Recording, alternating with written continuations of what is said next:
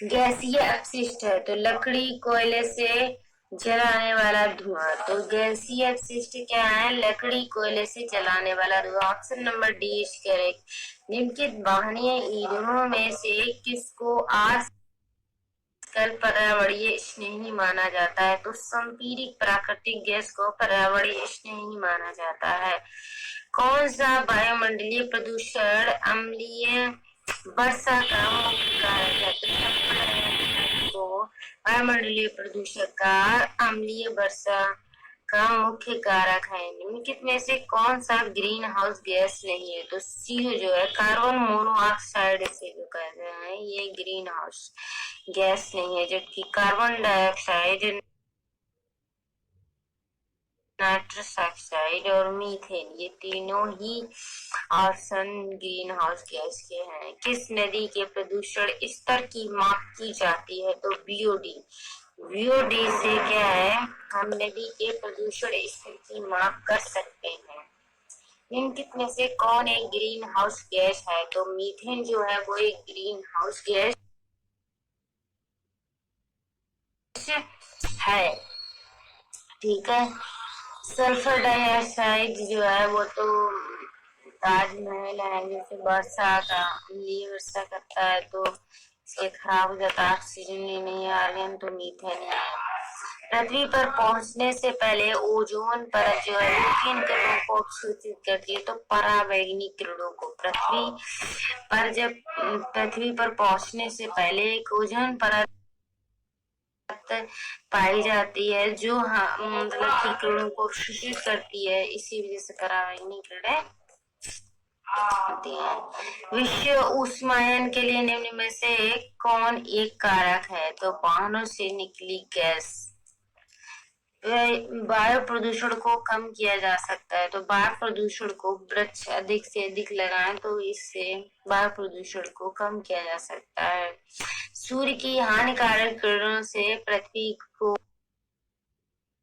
कौन सा स्तर सुरक्षित रखता है? तो जो सूर्य की हानिकारक किरणें हैं वो पृथ्वी को कौन सी परत है जो सुरक्षित रखती है? तो उसे ओजोन स्तर। निम्न आंसर इसका करेक्ट है। निम्न में से कौन सा विश्व उष्मायन का कारण है? तो वायु प्रदूषण जो है वो विश्व उष्मायन का कारण है। निम्न में से कौन सा वायु प्रदूषण का एक उदाहरण है? तो धुआं और कुहासा, वाहनों से निकलने वाली गैस, जलती हुई लकड़ी या चारकोल से निकली गैस, ये सभी जो है वो वायु प्रदूषण का एक उदाहरण है। भारत तथा दूसरे देशों में प्रदूषण को रोकने के लिए बनाए गए नियम का प्रयोग करता है प्लास्टिक के थैले। तो भारत एवं दूसरे देशों में प्रदूषण को रोकने के लिए बनाए गए जो नियम है वो प्लास्टिक के थैले को प्रयोग को रोकता है। ध्वनि या ध्वनि प्रदूषण मापा जाता है डेसिबल में। कीटनाशकों के अत्यधिक इस्तेमाल से होगा जल प्रदूषण। कक्षा 5 के विद्यार्थियों को पर्यावरणीय चिंताओं के बारे में पढ़ाते समय प्रति प्रदूषण पर अधिक बल देना चाहिए। वांछित उद्देश्य को प्राप्त करने के लिए नीचे दिए गए क्रियाकलापों में से कौन सर्वाधिक प्रभावित हो सकता है? तो नीचे दिए गए क्रियाकलाप ऑप्शन दिए गए उनमें से कौन सा सर्वाधिक प्रभावी हो सकता है? तो विद्यार्थियों से विभिन्न प्रकार के प्रदूषणों से संबंधित समूह परियोजनाओं कार्य करने के लिए कहना। वायु प्रदूषण प्रकरण पढ़ाने के लिए 4 अलग अलग विज्ञान शिक्षक 4 तरह की शिक्षण पद्धतियों का प्रयोग करते हैं। निम्नलिखित में से कौन सा पद्धति सबसे ज्यादा उचित है? तो विद्यार्थियों से कहना है कि वे दीपावली से पहले और बाद में वायु के नमूने इकट्ठे करें और उनकी गुणवत्ता का अध्ययन करते हुए निष्कर्षों को सरलीकृत करें। ऑप्शन नंबर 20 करें।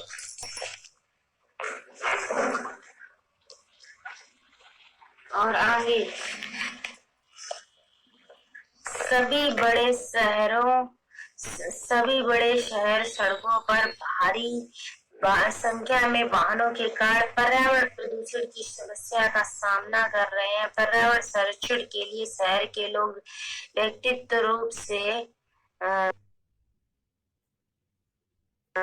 माध्यम में अपना सहयोग दे सकते हैं।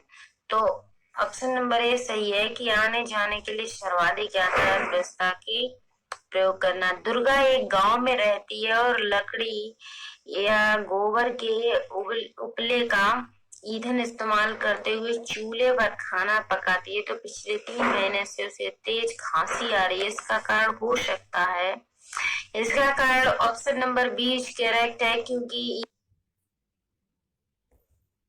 ईंधन के जलने से उत्पादित कार्बन मोनोऑक्साइड जो उसके श्वसन नली में जमा हो गई है। नेक्स्ट ऑप्शन है, रानी अपने घर का पूरा नीचे दर्शाए गए तरीकों के ढेर से अलग करती है। तो एक केले का छिलका, सब्जियों के छिलके, सूखी पत्तियां, मतलब सूखा कचरा एक अलग डिब्बे में है और दूसरा डिब्बा जो वो जैम की बोतल, सॉस की बोतल, उपयोग में लाई गई टूथपेस्ट ट्यूब, प्लास्टिक के खिलौने। तो दूसरे डिब्बे में सारे जो है वो प्लास्टिक की चीजें रखी हैं और इस बार पहले डिब्बे में सभी छिलके, सूखी पत्तियां या केले, इस टाइप से 2 डिब्बे हैं। तो रानी ने डोरियों में कूड़ा निम्न प्रकार से अलग किया। तो अपघटित होने वाले और अपघटित ना होने वाले, क्योंकि जब प्लास्टिक को जलाएंगे तो बहुत प्रदूषण और बहुत गंदा मतलब वायु प्रदूषण होता है, जबकि जो केले का छिलका है उनसे इतना नहीं होता। तो इसी प्रकार हम दोनों को कैसे वर्गीकृत करेंगे, तो अपघटित होने वाले और अपघटित नहीं होने वाले। तो ऑप्शन नंबर बी करेक्ट है। वायु प्रदूषण का कारण है धुआं। विश्व में जल संकट का प्रमुख कारण है नगरीकरण। ठीक है। डेसिबल निम्नलिखित में से किसे मापने की इकाई है, तो ध्वनि है। पेड़ पौधे प्रदूषण को घटाते हैं क्योंकि वे अवशोषण करते हैं कार्बन डाइऑक्साइड। महासागरों में जल स्तर वृद्धि का कारण है ध्रुवीय प्रदेश में बर्फ का पिघलना। निम्न में से कौन पर्यावरण के लिए हानिकारक है, तो प्लास्टिक वातावरण में अत्यधिक हानिकारक सल्फर मिश्रित गैस है। H2S सूर्य के हानिकारक किरणों से पृथ्वी को कौन सा स्तर सुरक्षित रखता है, ओजोन स्तर। ऊर्जा का अप्रत्याशित स्रोत है सौर ऊर्जा। पृथ्वी का ऊष्मायन का अर्थ है ग्रीन हाउस गैसों द्वारा पृथ्वी के तापमान में वृद्धि। इसका सही ऑप्शन है। नेक्स्ट, अम्लीय वर्षा से ऐतिहासिक इमारतों तथा मूर्तियों का क्षरण होना कहलाता है, तो स्टोन लेप्रोसी कहलाता है। इसका करेक्ट ऑप्शन नंबर बी है। मिनी माता रोग प्रदूषण जनित रोग है जो परिणाम है, तो ऑप्शन नंबर सी करेक्ट है, क्योंकि औद्योगिक परागशिष्ट को पानी में छोड़ने का ओजोन परत सूर्य से आने वाली किन किरणों को रोकती है, तो पराबैंगनी किरणों को रोकती है। ऑप्शन नेक्स्ट क्वेश्चन 44 है, स्मोक धुआं बनता है, तो धुएं तथा कोहरे से।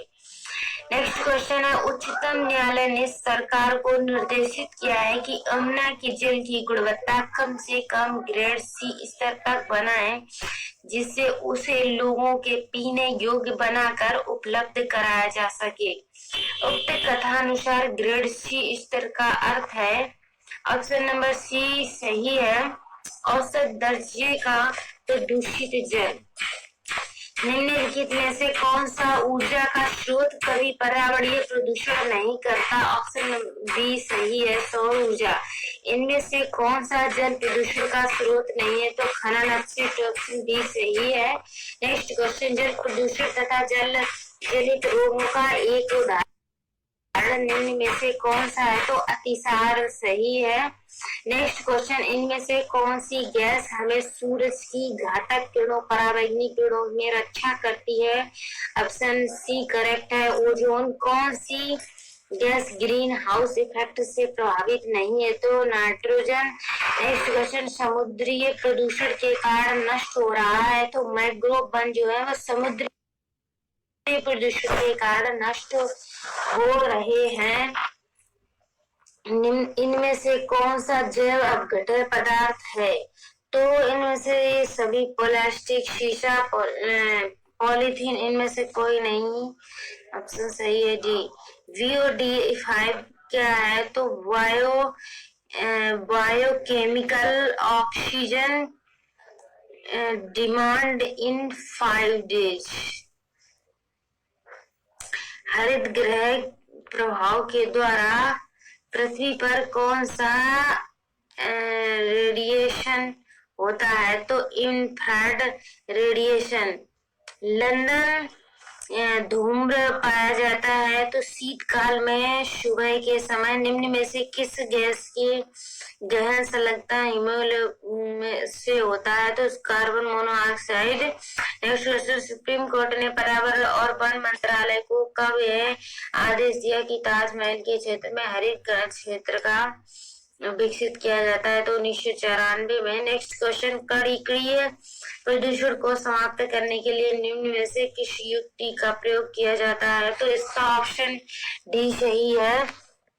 ये सभी ग्रेविटी, स्टेलिस चैम्बर और साइक्लोन क्लस्टर और फैब्रिक फिल्टर, सभी ऑप्शन सही है। नेक्स्ट क्वेश्चन, ध्वनि प्रदूषण निम्नलिखित ध्वनि प्रदूषण नियंत्रण एवं रोकथाम नियम 2001 निर्देशित करता है? लाउड स्पीकर के कारण ध्वनि प्रदूषण और किसी सभा में तीव्र ध्वनि के स्पीकर का प्रयोग। ऑप्शन बी और सी सही है। नेक्स्ट क्वेश्चन, पानी में पाए जाने वाले रेडियो सक्रिय पदार्थ अंश कारण बनता है? कैंसर, आंखों से पानी गिरना, DNA विखंडन, उपरोक्त सभी ऑप्शन सही है। ग्रीन हाउस प्रभाव सर्वप्रथम पहचाना गया है कि जीन बेपिस्ट फ्यूरियर। नेक्स्ट क्वेश्चन है, इनमें से कौन सा वैश्विक तापन के लिए जिम्मेदार है? तो क्लोरोफ्लोरोकार्बन, मीथेन, कार्बन डाइऑक्साइड, ये सभी। नेक्स्ट क्वेश्चन, इनमें से कौन सा अम्ल वर्षा में उपस्थित है? तो ए और बी, HNO3 और H2SO4। नेक्स्ट क्वेश्चन, निम्न में से किस स्तर के नीचे जाने पर ओजोन परत में छिद्र की संख्या दी जा सकती है? तो 200 GU। नेक्स्ट क्वेश्चन है, EIA environment impact assessment America में स्थापित किया गया है 1969 में। DDT है एक अनअपघटीय प्रदूषक है। नेक्स्ट क्वेश्चन, निम्न में से कौन सा जीवाणु जल प्रदूषण के सूचक के रूप में काम आता है? तो क्लोरोकॉलिफॉर्म। निम्न में से कौन सा गैस वायुमंडल के तापमान को बढ़ाने में उत्तरदायी माना जाता है? तो नेक्स्ट आंसर है इसका कार्बन डाइऑक्साइड। नेक्स्ट क्वेश्चन, वायु प्रदूषण से नहीं होता है तो पाचन तंत्र से संबंधित रोग। अन्य वर्षा का कारण निम्न में से किसकी सांद्रता में वृद्धि है? तो SO2 तथा NO2। ओजोन परत की मोटाई नापने की इकाई है डॉप्सन इकाई। कौन सी गैस अधिकतम भूमंडलीय तापमान वृद्धि के लिए उत्तरदायी है? तो कार्बन डाइऑक्साइड। चोर्नोबिल दुर्घटना किससे संबंधित है? तो नाभिकीय दुर्घटना। नेक्स्ट क्वेश्चन, वायु प्रदूषण का कौन सा स्रोत नहीं है? तो ठोस अपशिष्ट। कौन सी गैस ग्लोबल वार्मिंग के लिए उत्तरदायी है? तो कार्बन डाइऑक्साइड। निम्न में से कौन सा वायु प्रदूषण का एक उदाहरण है? तो इनमें से सभी जो है धुआं, कुआसा, वाहनों से चलने वाली गैस, जलती लकड़ी व चारकोल से निकली गैस।